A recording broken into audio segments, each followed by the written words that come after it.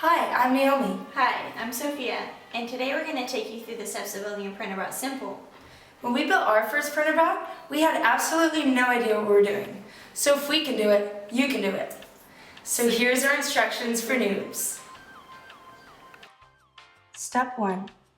Lay all parts on a table and hardware on a plate so as not to lose parts. Check off on the bill of materials. Step 2. Zip tie the bearings onto the base plate as demonstrated. Make sure to put the nub of the zip ties as shown. Place the smooth rods through the bearings to ensure alignment as the zip ties are tightened. Then use pliers to tighten the zip ties as much as possible, but be aware of the fragility of the wood, because if you pull too hard, it will snap. Step 3. Screw the long wiring end stop onto the base plate and pull the wiring through the rectangular hole.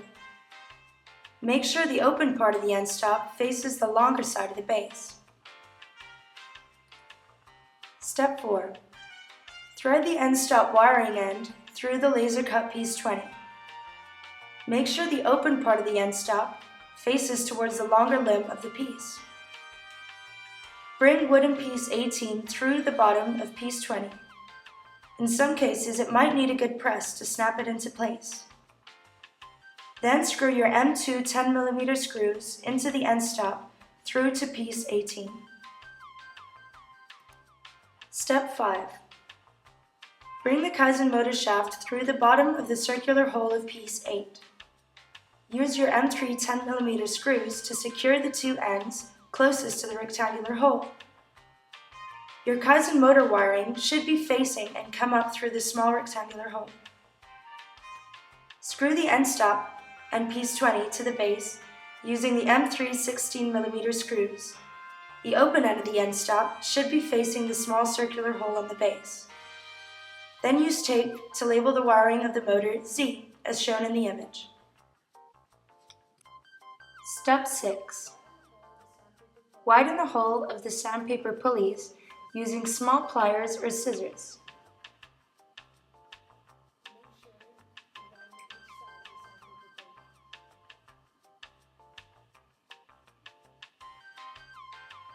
Test to see if they can easily slip onto each rubber tube.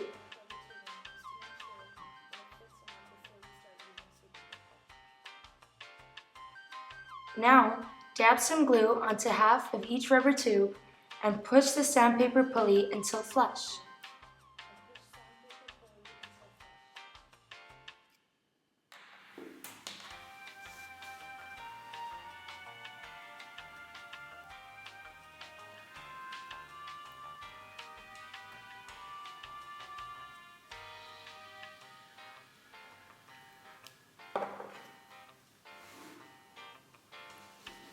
Once they are both dry, push each onto a small Kaizen motor. On one, push until flush with the tip of the motor shaft. On the other, leave the rubber tubing about 3 mm off of the motor shaft. Tightly zip tie the bottom of each rubber tubing so as to secure it to the motor shafts and prevent slippage. Now with a marker pen, label the flush rubber tubing motor X and the other motor Y. Step 7.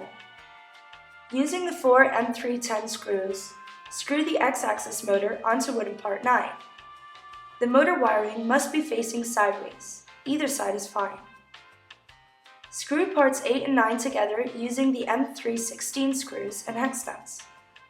Then pull the X-axis motor wiring through the small rectangular hole in piece 8 and using tape label the wiring X.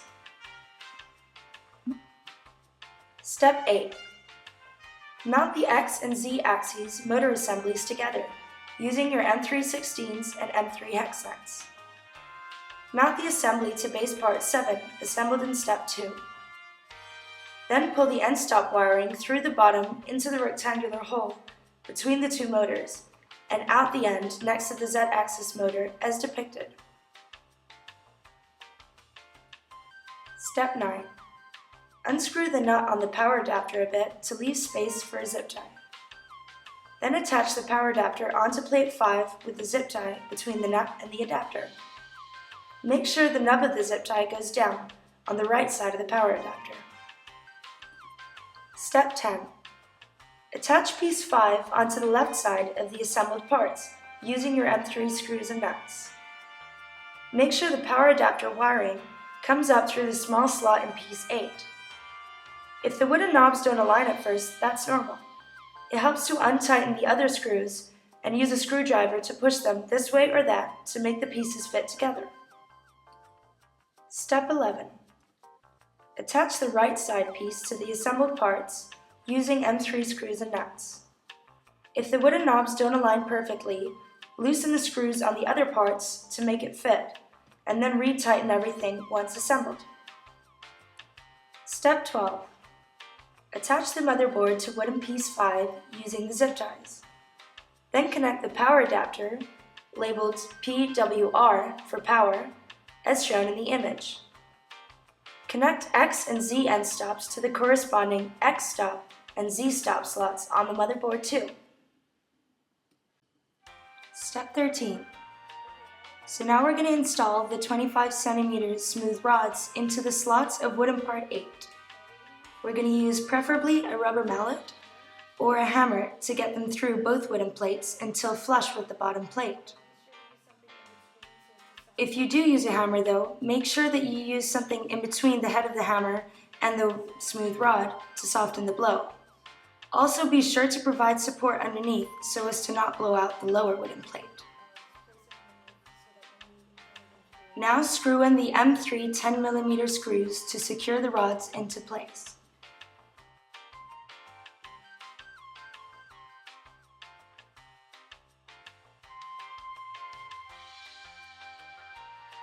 Step 14. Press the 4 hex nuts into the hexagonal slots in wooden part 2. Use a bit of super glue to secure them into their holes, and screw the M3 10mm screw into the wooden part. Make sure to leave some length and not screw it in all the way. Step 15. Insert smooth rods into the metal bearings. Attach part 2 to the rest of the assembly by zip tying it onto the smooth rods. Make sure the nubs of the zip ties are on the outer sides of the print platform, and the M3 10mm screw is on the left side of the print platform. Step 16. Create a loop at the end of your fishing line and twist the line around itself twice. Then bring the line back in through the loop. Tie the line to the M3 10mm screw by putting it through the loop and pulling at either end of the line. If you feel your knot is not completely solid, then apply some glue to the knot to ensure it doesn't untie. Screw the M3 10mm screw into the right side of the wooden part 2, from the bottom up. Step 17. Press the M3 hex nut into the hexagonal slot in wooden part 22 using pliers. Screw in the M3 16 until flush with the hex nut. Then slide wooden part 21 onto larger wooden part 22. This will be your X-axis fishing line tensioning assembly. Step 18. Measure 23 centimeters from where the fishing line is tied onto the print platform and mark the point on the string with a marker pen. Then tie the string to the X-axis fishing line tensioning assembly at this marked point. So now I'm going to mount the X-axis tensioning assembly for the fishing line. The most important thing here is that, well, first of all, you got to measure off the string properly. As you can see, this is the point where I measured mine off, my little marker point. And the other important thing is that this line has to be really, really tense in order for the X-axis to move correctly. So I'm going to move my X-axis all the way to this side. I'm going to use my little screwdriver here to help me out with wrapping it around. We're going to start wrapping from the bottom of the pulley. I don't know if you can see that very well, but the string goes underneath the pulley and we're going to wrap around twice. So keeping it always very tense on this side, we're going to wrap it around, always very tense, and I'm going to use my little Allen wrench here to help me out. Bring it over, so that's once. Keep it very tight. Over again. And that is twice. There we go. And on this side, this is going to clip right on to the side. And using a zip tie, we're going to tie that over there to that side. So yeah, that's basically it. Step 20. Screw in the M316 bolt through the tensioning assembly to tighten the line. The line should be really tight with no slack in it. Glue the knots on either side of the line to secure them. Step 21. Place the 4 bed springs onto the 4 holes on each of the corners of wooden part 2. Align wooden part 1 on top of the bed springs and screw the M320 screws through until flush with the bottom of the hex nuts underneath. Step 22. Zip tie the bearings onto wooden part 11 as depicted. Place the smooth rods through the bearings while zip tying to ensure they are straight and parallel. Tighten the zip ties using pliers. Step 23. Screw the Y-axis motor onto wooden part 11. Make sure the motor wiring faces the opposite side of the single square hole on the plate. The motor label should be facing the opposite side of the single square hole. Step 24. Screw the Acme nut into part 12 using the 2 M310s and attach part 13 to part 12 using the M316s. Step 25. Insert the 2 smaller wooden pieces through the slots of part 19. It doesn't matter which way they're going, as long as they both go in the same way. Enter the long screw through the thicker portion of part 19, as it's not symmetrical. If you can, use an electrical screwdriver, as manually can take a while. Then, lock the hex nut onto the bottom of the screw. Step 26. Secure the previous wooden assembly onto part 13 of step 23 using the M316s. Step 27.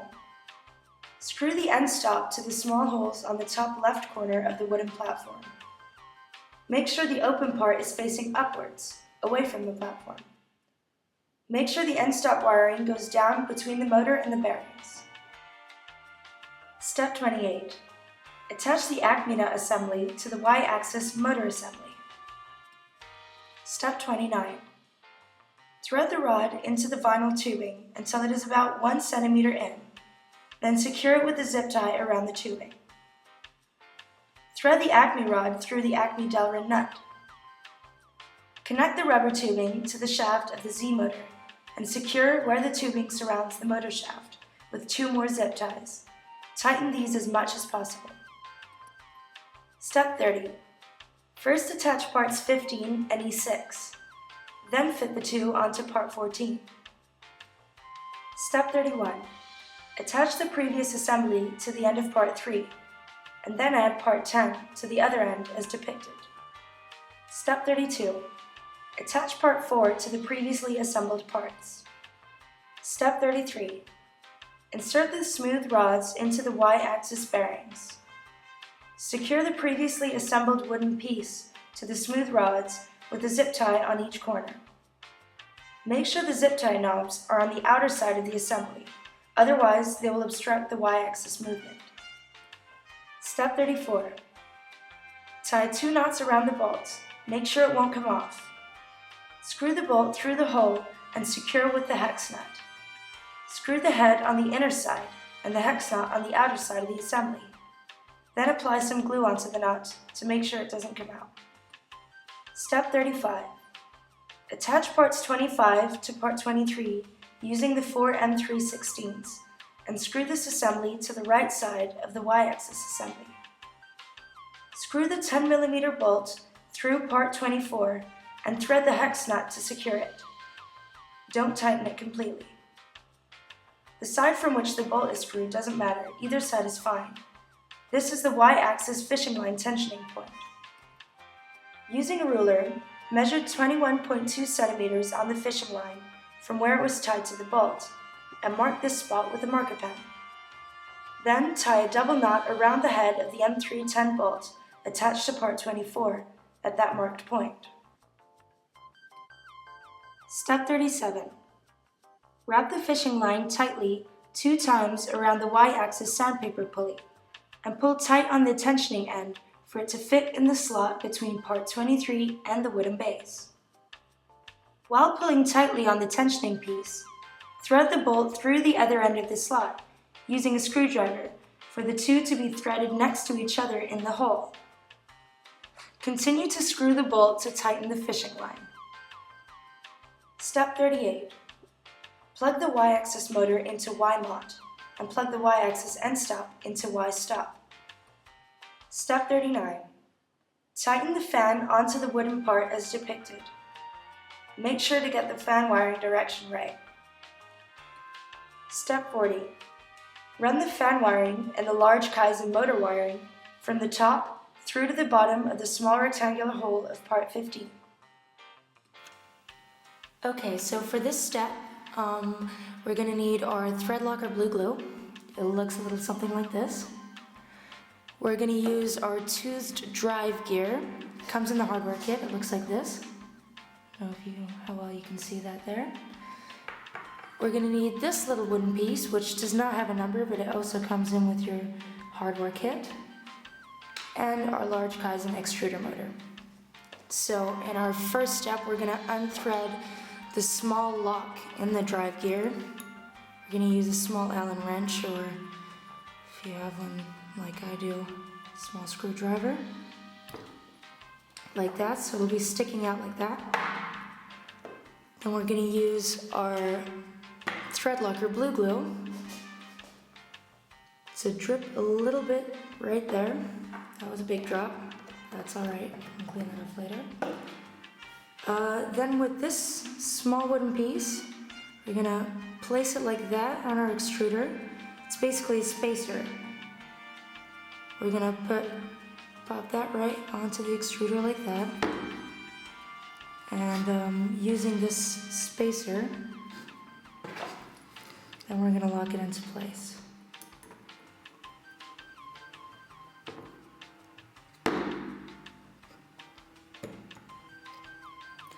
Alright, that should do it. Alright, for this step we're going to need our 3 of our M3 30 bolts. They're like this. We got 4 of them, but we're only going to use 3 for now. And our wooden parts E1 through E5. Also, we're going to use our small nylon spacer, which is white and looks like that. We're going to stack these one onto another. The reason I'm showing it in video is because it's really important to get the order right. Otherwise, our extruder won't work and our printer will be a flop. So we're going to put our M330s into E1 like that. We're going to leave that one blank for now. And then we're just going to stack accordingly, just like I laid them out. So that one goes on that one. This one goes on there. Then our nylon spacer goes over there. And this one here. And E5 will jump on top, like that. Now we're going to have to hold them tight so our nylon spacer doesn't fall out. Step 43. Secure the previous assembly onto the extruder motor by screwing them into the small holes in each corner of the motor. Step 44. Fit these 3 pieces together as shown. Do not use glue here as they need to be free to rotate. Glue this small assembly onto the fan assembly. Step 45. Place the metal bearing in between the 2 parts and screw the M5 bolt entering through A. It's important the bearing is able to freely rotate between parts A and B, so don't tighten the bolt too much. Fit part E11 onto parts A and B, and place the nylon tube through the larger holes of A and B, and screw the small assembly onto the extruder assembly using the 30mm bolt. Step 46. Slide the screw through the spring. Then slide the rest of the screw through the small wooden part E11 on the extruder assembly, and then through the small hole in the fan assembly. Push down on the head of the screw and lock it into place using the nylock hex nut. Place the hot end into the slot underneath the extruder assembly. Make sure it is in as far as depicted. If it doesn't fit in properly at first, then loosen the 2 screws just above it on the extruder mount and push it in firmly. Secure it in with the 2 M3 20mm bolts. An electric screwdriver would speed this up incredibly. Step 48. Plug the extruder motor wiring into EMOT on the electrical board. Make sure it is plugged in the opposite way around as the other 3 motors as depicted. Step 49. Plug the thermistor lead from the hot end with translucent insulation into the thermistor extension with black and white wire insulation. Plug the extension into TEXT on the board. Step 50. Plug the hot end power lead with the black insulation into the hot end power extension. Plug the extension into the extruder slot on the bottom of the motherboard. Plug the fan extension into the fan wiring. Make sure to match the red with the red and the black with the black wires. And plug the extension into the fan slot on the upper side of the motherboard. Step 51. Organize the cabling with the cable wrap.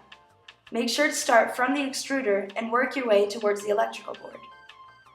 Roll up the leftover extruder motor wiring and tidily zip it up with a zip tie.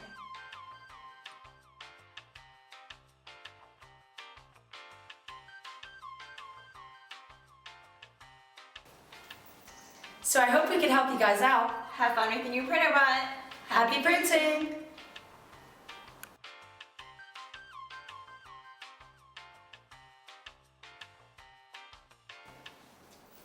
Hi, I'm Naomi. Hi, I'm Sofia, and today we're going to take you through the